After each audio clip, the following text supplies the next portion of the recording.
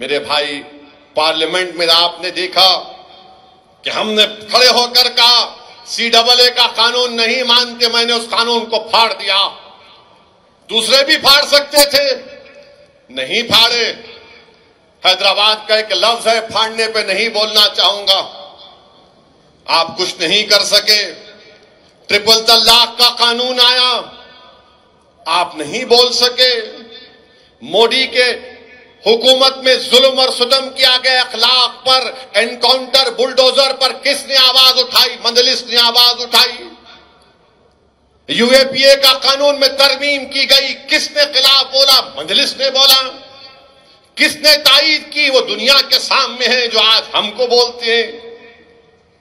मेरे भाई, अजीज दोस्तों और बुजुर्गों, पार्लियामेंट का आखिरी दिन, इस लोकसभा का आखिरी दिन हुकूमत ने रेजोल्यूशन लेकर आया तो किसने दुनिया के सामने कह दिया कि 17 दिसंबर 1992 को भारत की पार्लियामेंट में हमने रेजोल्यूशन पास करके RSS, विश्व हिंदू परिषद, बजरंग दल को उस ऐवान ने कंडेम किया था बाबरी मस्जिद की शहादत को।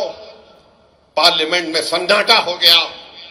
किसने भारत की पार्लियामेंट में कहा कि 22 जनवरी की बुनियाद GB पंत ने रखी, 6 दिसंबर के दिन रखी गई? किसने भारत की पार्लियामेंट में खड़े होकर कहा कि बाबरी मस्जिद जिंदाबाद, बाबरी मस्जिद जिंदाबाद? तुम भी बोल सकते थे, मगर नहीं बोलेंगे। सच्चाई को बयान कर सकते थे। बाबरी मस्जिद जिंदाबाद बोलने का मतलब सिर्फ मुसलमान नहीं, बाबरी मस्जिद जिंदाबाद बोलना इंसाफ जिंदाबाद बोलने के बराबर है। हमारे मस्जिदों को शहीद करके तुम्हारे घर नहीं बन पाएंगे, याद रखो। मेरे अजीज दोस्तों और बुजुर्गों, ये बात सबको समझने की जरूरत है। मगर आज हम क्या देखते हैं कि हमारी शनाख्त को खत्म करने की कोशिश की जा रही है। मस्जिदों को हमसे छीनने की कोशिश की जा रही है।